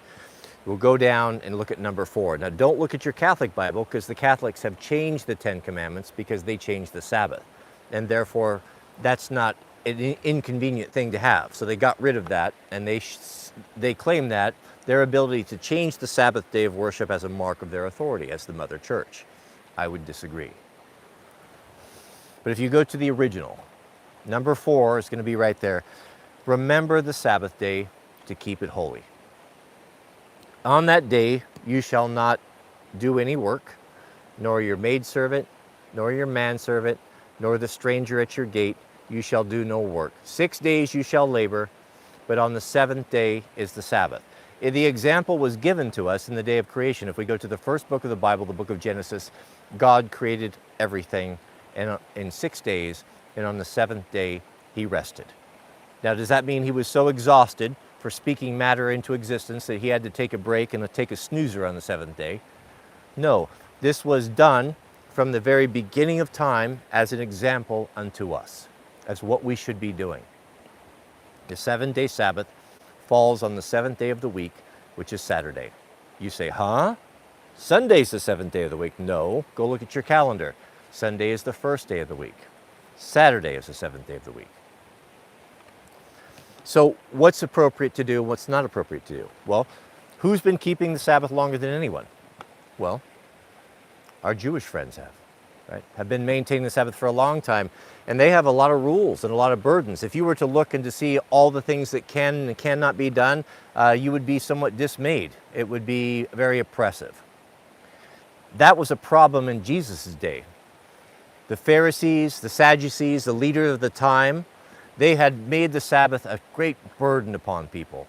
Rules and regulations. You can only walk so far. You can't kindle a fire. You can't do this, etc., etc., etc. Where there were so many rules and obligations put on the shoulders of men that it was a burden to them and it was hateful. Jesus came to dispel all of that. And he said very clearly and very eloquently, I tell you the truth, beloved, that the Sabbath day was made for man, not man for the Sabbath. In other words, saying that the Sabbath isn't this thing that you have to go do and to make happen and follow all these rules. No, this was meant to be something that was a blessing to you. Why would you not want to have a day off, to be at peace and at rest? Can you even imagine, beloved, those of you who are workaholics like I have been and have been in the past, to have a day where you had resolved, your whole family had made a commitment to yourself, a commitment to God, that no, we do not work on this day. This is a day to do what we want to do. This is a day for worship, to go to church, a day for family, maybe have friends over, to enjoy life, to enjoy everything that we work so hard for. And how nice is it to be on the couch Saturday morning on Sabbath and not have that nagging in your head of all the unfinished projects that need to be done. When that comes into your mind, oh, I need to paint the house. Oh, I need to fix the leaky roof. Oh, I need to change the oil on the lawnmower. Nope, it's not even an option because you've already resolved we don't do that sort of thing on Saturday. That will be done tomorrow on Sunday or whenever I see fit. But as for today, it's not done. What type of a blessing would that be for you? How much would you look forward to that, to be able to finally let your hair down Friday sunset and just chill for 24 hours? Do what you want to do. You see, you start to see why it's so important. Do you see what a blessing that is from God? Now, I think it seems to me that the reason why God gave so little instruction in the fourth commandment was because he knows how we are. We like to create rules and we really like to create rules and impose them on other men. It gives us power. Or we think it gives us power and authority. God didn't do that because every person's situation is different. I think you need to look at that yourself prayerfully and you make that determination. What's work for one man may not be work for another. You see what I'm saying? Some people will tell you, you can't go out to a restaurant because that's violating the Sabbath. Well, how would that violate the Sabbath going to a restaurant? I'm not working. Well, the commandment said, you don't do any work, nor your maidservant, nor your manservant, nor the servant at your gate. Anyone that comes into your domicile, into your property, don't have your hired people. Don't be a hypocrite, be keeping the Sabbath and have a business where other people are working. Some people extend that to a restaurant, and I'm not going to tell you, and I don't know that I know 100% for sure. Some people would say it would be appropriate to go to a ball game, some would say no, or a movie, what have you. Don't let any man tell you what's appropriate or what's not appropriate. That's between you and your Heavenly Father. You will be convicted in your heart, and the Holy Spirit will convict you as to what is appropriate for you and what not. But there's also an exception. There's a story. There was a man with a withered hand. He was crippled. He was not able to use it. Jesus was in a small house. And he was preaching and teaching. And this man was brought before Jesus. He was known at this point in his ministry, for doing miracles, for being a healer. It was the Sabbath day. Well, there were a bunch of spies always dogging and following the Christ around, trying to trap him into something, trying to make an excuse as to why they could throw him in jail because he was causing chaos and he was getting the attention of the Romans. And the priesthood, the elites at that time, did not want the attention of the Romans on them because they were afraid they would lose their lofty positions. The Romans would move into a country or conquer a people, and they didn't always destroy them outright. They would subjugate them, levy taxes on them, install a governor, but let them essentially run their government as they saw fit, and left these people in power. So they didn't. Jesus was rocking the boat, and they did not like that, and they wanted to get rid of him. So they were looking for a reason to accuse him. Well, the Sabbath day was something they really hung their hat on. That's how they really controlled people, by all the rules they levied on folks. So they were watching him. They brought this man, and Jesus knew they were watching him. And he healed this man's hand on the Sabbath day. And they were angry. What are you doing? You're working on the Sabbath? You're breaking the law of Moses? You are a sinner, you're worthy of death, right? They were taking the hard line there. And Jesus said to him something that was so clever. He says, I'm going to paraphrase here, but you hypocrites, you hypocrites, which one of you sitting here today accusing me of being a Sabbath breaker, which one of you, if you had an animal that fell into a pit or was in distress, wouldn't immediately lay hands upon that animal and pull it out of its pit? Which one of you wouldn't do that? Well, they all knew they would do that. And would they do that because they were concerned about the welfare of the animal or its suffering? Well, not at all. They were concerned that they might have a financial loss. So these hypocrites that sat there and watched Jesus heal one of their fellow countrymen of this withered hand, a terrible, terrible thing. Rather than being happy and rejoicing and praising God, they sought to fight a quarrel or fight with him. And yet, let them have a financial loss, they would drop all of that Sabbath importance to go and to save any financial loss that they might have. That's the type of hypocrisy that was going on in the time. So the lesson that we need to learn from that, I'll close with this on the Sabbath discussion, is that it seems to me that if you are keeping the Sabbath and trying not to work and you're trying to honor God with it, and a brother comes to you in need, I think it's entirely appropriate to work on the Sabbath in that particular situation. If you can relieve someone's burden. You may be a doctor, you may be a dentist, on call. Yes, it would be best if you could arrange your schedule in a way where you limited the number of Sabbaths that you worked, but we can't shut down the whole world. And Jesus healed on the Sabbath, and I think it would be entirely appropriate to do good work or to heal on the Sabbath. And if you're a doctor, Dr. Pepper comes to mind, for example. It might be entirely appropriate for him to work on the Sabbath day. Again, it depends. That's between you and your God. It's not for me to tell you. I can't and I will not tell you what you should and should not be doing. That's none of my business. That's between you and God. Mr. Overton. Oh, this is interesting. I'm going to back up here a little bit. I got ahead of myself. Mr. Michael Hernandez. Shout out to you, Michael. Michael has a comment. Michael says, hello from Shasta County. I have a small family, and I tell you what, my girls are some. I'll tell you what, my girls are some amazing young ladies. They love watching me fix my saws and work around the house. I give all my thanks to the Lord. You know, the reason a lot of these girls are so damaged, unfortunately, these girls that you guys are trying to go out there and make wives and trying to cuff, they're very damaged. And you may not see it at face value, but if they don't have a relationship and they haven't been modeled of what a true man looks like, they're very damaged. They're very damaged women, and they're not suitable for wives, in my opinion. If the only exposure they've had to men from the time, let's say they're single mother raised, has been when they're of dating age, and of course, you know, women are attracted to the high value, the chads, and their first and only experience with men has been men that have abused them, have pumped and dumped them, have taken advantage of them. What do you think that by the time they hit 30, 35, what do you think their opinion of men is going to be? Because the only thing that they've known has been these dudes. It was never modeled to them what a true masculine loving man is. Do you see the problem? Do you see why they're so damaged? Not only do our young men get damaged in this situation, but our daughters as well. Let's take the opposite.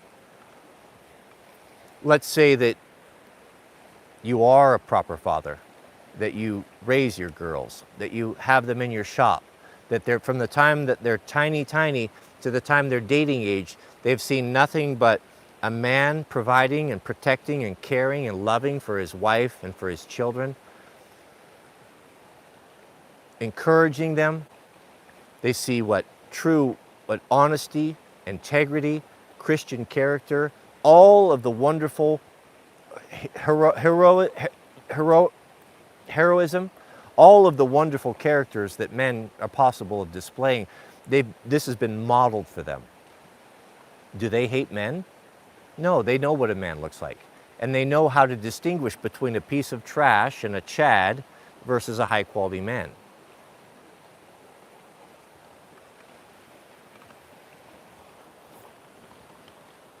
Women do the best they can, these single mothers, but they just don't have it. They can't raise. You need to. You need to. Thank you, Michael. Yeah, and your reward will be in heaven for that. Take care of those girls. Show them until they can be pointed to God and they can form their own relationship with the Father. You stand in that position. So how you are you honest? Are you kind? Are you patient? Are you loving? How you are is how they're going to see God. If you're a tyrant, if you're easily, if you retaliate, if you lack patience, if you fly off the handle, those attributes also is how they'll see God. It's just the way that it is. That's why we underestimate the importance of fatherhood is the responsibility that we have as being a placeholder for God until they reach that age of accountability where they can see it themselves. It's something to take very serious. Mr. Alan Wolfkill, we have a super chat, who writes, how about a Sabbath keeper's sweat lodge? Funny you should bring that up. The War Band and I are working on that very thing. Funny you should bring that up. Yes. Well, more to come on that. One of our members has particular experience with that, and we've been discussing the logistics of it and bringing that into our morning routine, or maybe even in the evenings. We had a really interesting discussion the other night, the War Band and I. We found, I brought up the fact that from the time like 7 to 9 o'clock, like after supper, we have supper with the family where you're not quite ready for bed, but there's just, what you sit on the couch with on your phone or on your computer, right? And you're spending 2 hours doing that, which is fine, right? But we got to thinking, what could we replace that with? We've enjoyed, the river and all the stuff we've been doing down here and all that. What could we replace that with? And discussion came up was possibly one, either getting a sauna. Mrs. W has always wanted a sauna, being of Swedish heritage. She's actually designed one in her master bedroom with a new house. We did not have, we're not putting a lot of extravagance or expense into the new house that we're moving into. It's actually quite small, but there are a couple things that we have been a bit extravagant on, and that is separate bathrooms and separate walk-in closets. So we have a small master bedroom, a door to the left, door to the right. My door opens up to my closet and my personal private bathroom that's mine and mine alone, and the same for hers.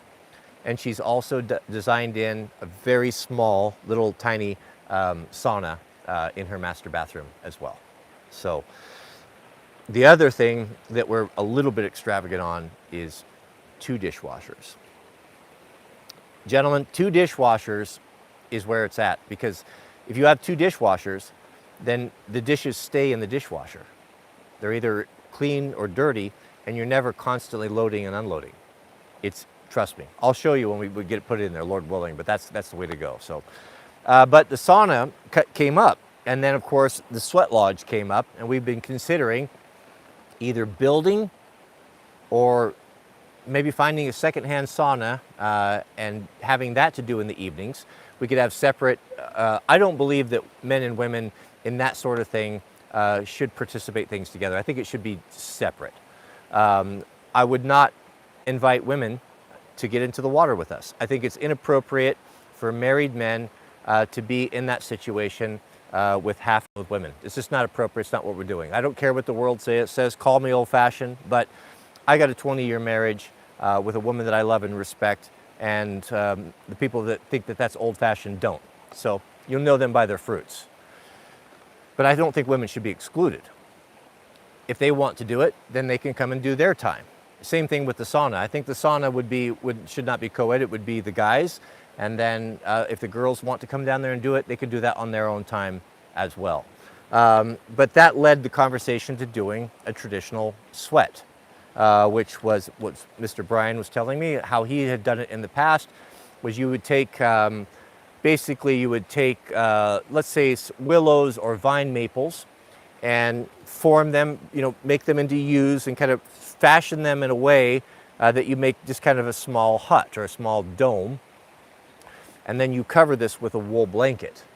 It's got to be a wool blanket. You don't want plastic. It's got to be something that is breathable. And a wool blanket, I guess is the way to do it. And then you have a fire that has been burning and you've got really hot rocks, and then you bring hot, and we have, we live at the base of a volcano. We live in the Ring of Fire up here in the Cascades. So we have lava rock everywhere. Lava rock's really good for that. We would heat the lava rock. Everyone would get some tongs or make them bring the hot rocks into the center, and we would sit, the war band would sit together and do the traditional sweat. So we've considered doing this. But we're just talking about it. Nothing's, but yeah, I think that would be cool. But the point I was going to make is that time, that 2 hours, between after supper to bedtime, that would be a better way to spend it, in my opinion, rather than just sitting on a laptop, every man in his own home.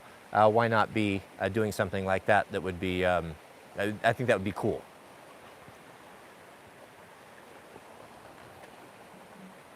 It's very interesting, Alan.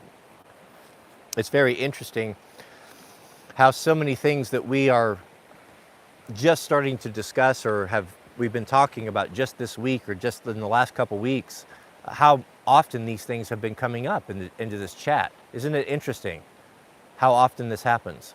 It's almost as if you guys are reading my mind. And it wouldn't surprise me. God is bringing together a Christian army. Now, we don't advocate violence. We're not talking about a physical army where we'll harm anyone. I don't advocate violence. We are a peaceful people. Our war is not against other men. It's against principalities. It's against the adversary. It's against the enemies of God, spiritual. It's a spiritual battle. Mr. Overton, shout out to you. We have a $10 super chat. Thank you, brother. He says, how much do I owe you for allowing me to sharpen my skills and to test my gear? No pressure to do the river trip. You know what? You just bring it. There will be nothing owed. I have a debt of gratitude, so I'll be happy to repay that. You bring whatever you want. If I know how to do it, I'll share with you what little I know. But I think the two of us together, we'll be able to figure it out. We have a super chat from Ice Cream Paint. We'll just go with the Ice Cream Paint. $10 super chat. Thank you, brother. Very generous of you. Ice Cream writes, how would you speak with a man who is generally principled but chooses to live a lie? I struggle watching a friend become consumed by dogmatism and his behavior become manipulative and untruthful. Well, so the Bible gives instruction in the New Testament on how to deal with a situation like this. And it's rare that men will do this, but this is a method, and this is the approved method, and this is, I think, the most effective method in a situation like this, especially if someone is claiming to be a Christian, because you're going to pull your authority from the Scripture itself, and that's pretty hard. That is the final word on all of this, right? It says if you have a brother that's going down the wrong path or on the wrong way, the good book tells us, go to him privately with love and lay it out. What it is you think that he's doing that is incorrect. Not with harsh words, but with your hat in your hand, with genuine concern. He says, the Bible tells us, the good book tells us, that if he hears you, then you have won your friend back. That would be the best possible situation, that you came to him with kindness, with true compassion, with genuine, and made him aware of an error, and he made that correction. He said, that's the best way. You've won your brother back. If he won't hear you, if he thinks that you're nuts, he thinks that you have no idea what you're talking about, he says, you go to him one more time, but you bring two others. Two other men of good report, two other men that he would respect, and with three with the same message. Now there's three of them. That's hard to push against. Any man that's truly willing to humble himself and to reform in the face of error is going to find it very hard to push against three men united with a common cause. If he won't hear three men, then there is no really point, in my opinion. You're not going to have the ability to reach him. And by getting mad or getting angry or throwing accusations, that's only going to cause him to double down, to dig into his heels, and to resent you even more. The sad fact is that if he won't hear you, if he won't reform, if it's not compatible with your belief system, you have to let him go. The good book tells us that any one of you, if you're not worthy to give up everything for the gospel's sake, meaning parents, children, maybe even your best friend, then you're not worthy of me. You cannot compromise what you know to be wrong. You cannot allow this to continue, but you also have to make every effort to express to him what he's doing and how he's on the wrong path. If you do that, and do it privately, don't embarrass him, don't do it publicly. You can tell who's not a follower of the way. You can tell who's a trash person by ones that come, especially the ones that are claiming to be Christians, that will come and maybe comment on a video or this live stream publicly telling you what a sinner you are. Because that violates the exact instructions that God gave us. Those people were to come to me with a DM or a personal message or an email expressing their concern is very different. But to try to humiliate them, me publicly, or to virtue signal, look how righteous I am, they have their reward. So that's the instruction given us. And I don't know your situation. I don't have any more information on that, but that's what I would do. That would be your best case. That would be the best thing you could do. We have a new member, Cowpies 2001, welcome. And Philip Franken, our newest member, welcome Philip, as well as Cody K. Shout out to the three of you. There you go, I told you, the threes, good things come in threes. Welcome. Chronic and Ironic, welcome back. It's been a while, I haven't seen you for a week or so. Chronic is in the house and says, I feel that modern Christians are new Pharisees, very much so. The Pharisees have always been with us and always will be. By modern, I mean 1890s. I feel like consumerism and greed have bastardized the church. Yeah, we've all been affected by it, all of us, secular and Christian followers of the way alike. And I fell into that trap as well, just now coming out of it. But also understand that that's the world that we're lived in. The power of suggestion is very powerful. And from the time that you've been just a little boy watching cartoons on TV, you've been marketed to. The smartest people in the world go into two professions, into banking or finance and into advertising. The best minds in the world work for Nike to get you to buy shoes, and all the other companies as well. And that's their full-time job. They work around the clock to do this. They have media empires, and they have access to you through billboards and magazines, print media, phone. It's everywhere. You're constantly they're trying to get your attention, trying to buy stuff. You've been indoctrinated into this. You don't know any different. You were raised in this capitalistic society. So don't beat yourself up if you've got caught up in this. If you thought that this is where happiness comes from, because that's what they told you. They told you that from the time you were an infant. So never blame a man that gets wrapped up into that. But if he can pull himself out of that and become self-aware, and that image of Neo coming out of the Matrix pod, and disconnecting from that is so appropriate to what we have to do. It's essentially what we're doing. We have to become aware of that, and I'm trying everything that I can do. I'm becoming aware of it, and I'm trying to bring you guys along with me. I'm trying to share. We're evolving together. God is pulling us out of Babylon, and we've been deceived by this for so long. We're starting to realize this is not where happiness and contentment is. We were lied to.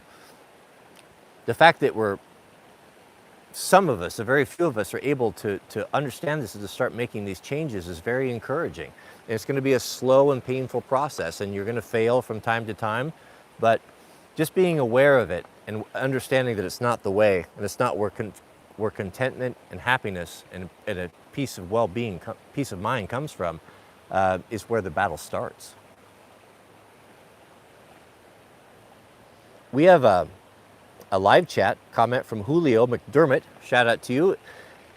Julio says, I asked my wife to marry me. I asked my ex-wife to marry me. She said, no, you only want me for your money. I'm not super clever, but that's pretty funny. Oh, we have Jack is rolling up here. Hold on one second. That must be important news. Good news or bad? Is my tent here? The tent is, in fact, right there. Oh, excellent. Did you get her paid? That's what I was coming down here to check with you about. So I might have to cut your stream off so you can come up and have lunch and get that all sorted out. Okay, is your mother here? No. Okay. I am going to have to end the stream. I thought that I'd been ghosted. The tent has arrived, and I told her that I would PayPal her the money, so I have to go do that. And she's been driving for 8 hours. So, Mr. Overton, Middleman, if you could grab these super chats. I do apologize, was not able to get to them. I will lead off with those. And How many are left? 4? 4. Are you going to take over and end the stream? I mean, Can you do that? you know, I feel like it's my job as the heir, right? Okay. Jack is going to take over. How do you want me to shut this down as soon as you're done? Just hit the X and the end, and I've got to go take care of that. But thank you for your generosity. I will see you, Lord willing, tomorrow. It's all yours, Jack. Man, doing this multiple days in a row. All right. I guess I'm...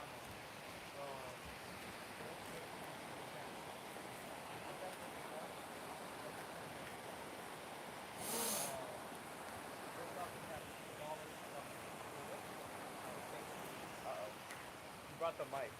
Oh, no. I'll give it back to you. Can I have your phone? I got to call your mother and get that info. Here you go. Take your phone. I just screenshotted it. Okay.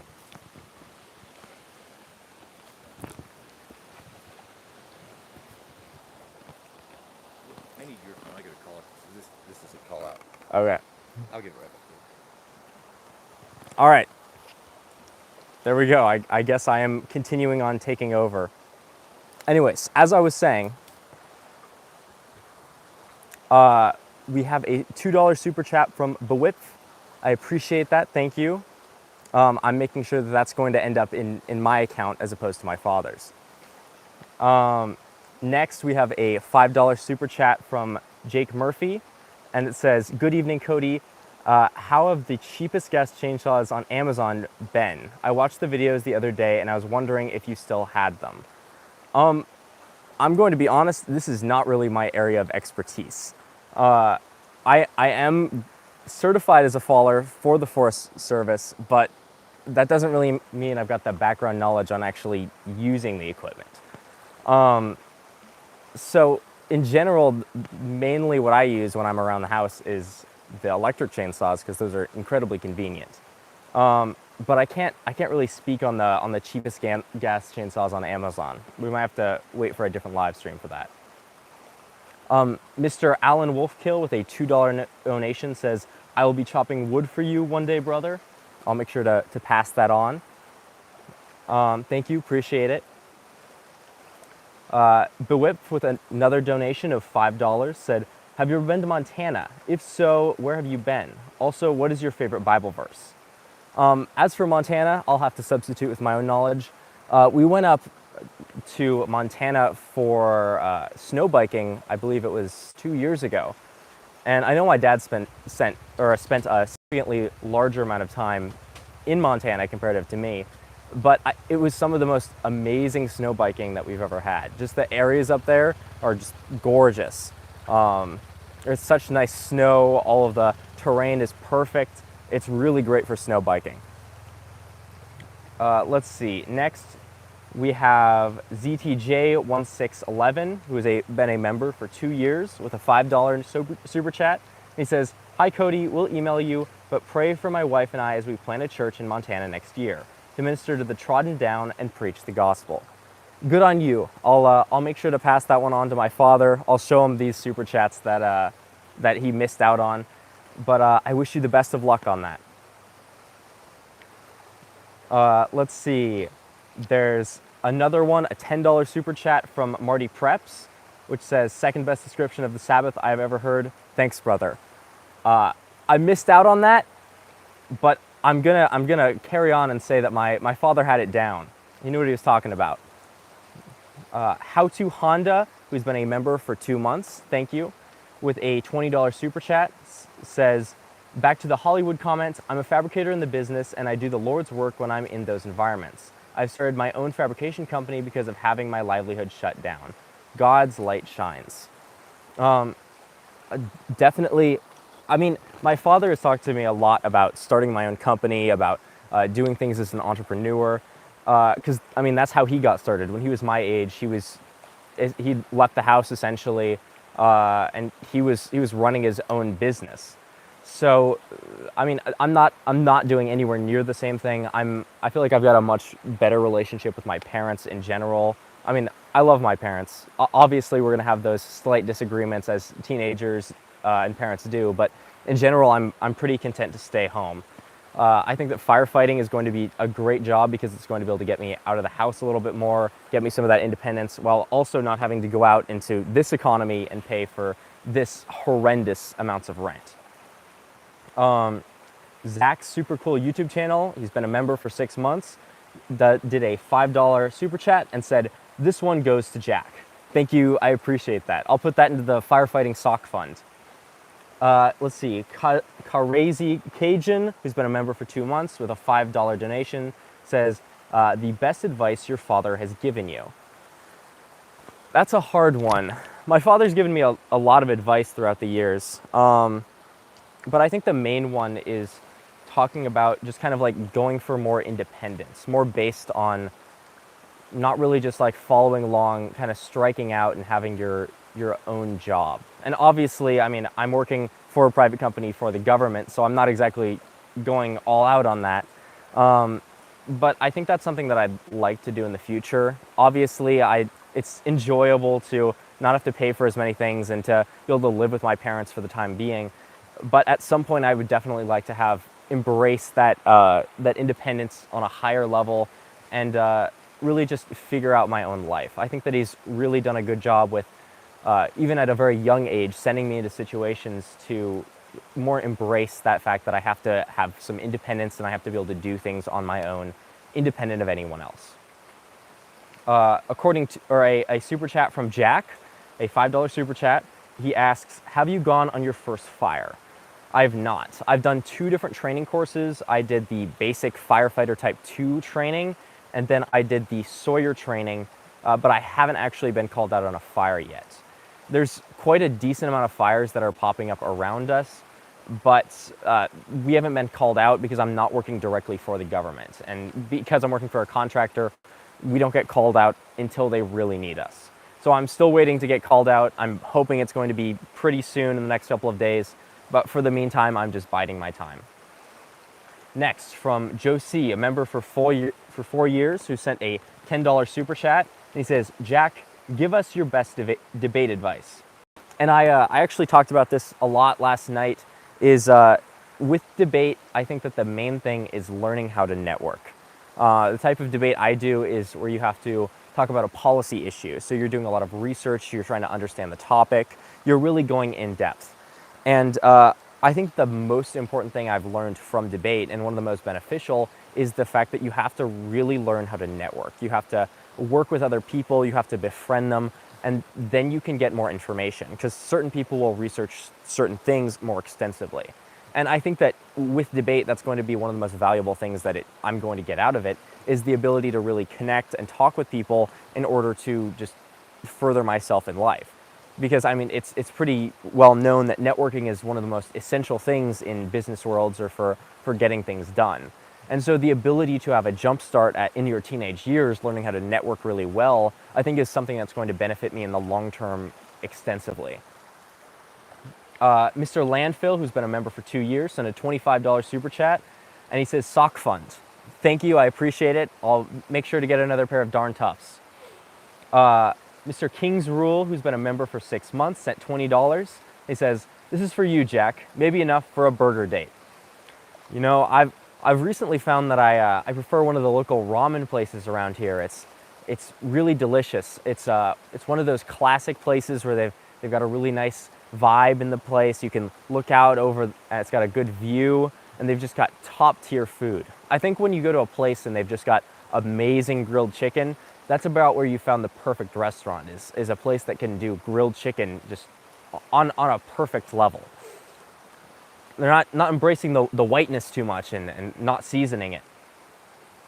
A super chat from Zach's super cool YouTube channel, who's been a member for 6 months.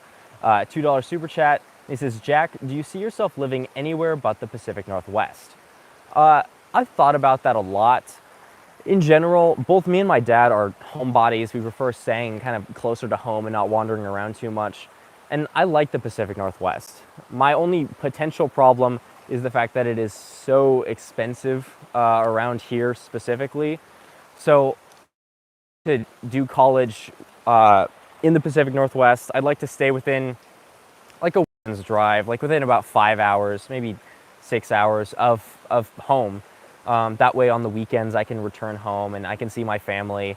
But just in general, I think I would prefer to stay in the Pacific Northwest. There's just a ton of opportunities for going out and doing sports. There's nice weather, and I mean, I've just grown up here my entire life. Next, a message from Alex Matecki, who's been a member for 3 months. And he says, do you have an opinion on Subaru Outbacks, specifically the 2.5i? Now, I'm going to admit something that I don't share in common with my father. While my dad is a huge car guy and he loves cars, and my best friend also loves cars, that's just never been something I've been super interested in. Cars are just not a field I've really learned much about. I love my own car. I love my Crosstrek, and I make sure to spend a lot of time cleaning it and taking care of it. But just in general with cars, I don't have as much knowledge as I wish I did. I feel like that's something that I would like to know more about, even if it's just for like casual conversations. But it's just not something I've really learned about that much. Now let's see. According to a super chat from Tony Baloney, who's been a member for 6 months, $10. He says, "Thanks, Jack. Bless you and your future adventures." Thank you. I appreciate it. Me and my dad were planning and talking about the fact that we're going to end up coming back here after my first fire, so I can give a update and a background on how it went. So that's something I'm looking forward to, and being able to give an update of maybe comparing my first experience on a fire compared to what my dad went through and what my dad learned on his first one. Next is a super chat from Josh C., a member for 4 years. And he says, Jack, how do you like being homeschooled? I saw this super chat come in, I think it was yesterday, right after I left, and I didn't really get to talk about it. I think that homeschooling definitely has its checks and balances. I've personally never gone to a private or a public school, and I think that there's a very dangerous line with homeschooling, because I think if your parents aren't super careful, if whoever's teaching you isn't super careful, then oftentimes you can really lack a lot of social contact. And I feel like there's a lot of people that oftentimes with homeschooling are there because they've struggled socially or they've gotten bullied. And it's kind of like this fine line between having enough social contact within the homeschooling system compared to the actual education you're getting with homeschooling. And I think that homeschooling has been very nice for me because I have to spend significantly less hours doing schoolwork. I can focus on other things I enjoy. I can go out and work, and I can just hang out with friends more, because I feel like my parents have done a good job with actually adapting that social aspect for me. But I think it's a fine line. So while the education can certainly be good if the parents put in the work, I think that social connection is dangerous. Chat wants to know about my everyday carry. For just a general everyday carry for all of the stuff that I carry, typically I go out with a very large camo bag carrying about 20 pounds of assorted goods. And usually I just end up leaving it in my car, but I've kind of caught on to the the whole mom saying, don't forget to bring your coat with you.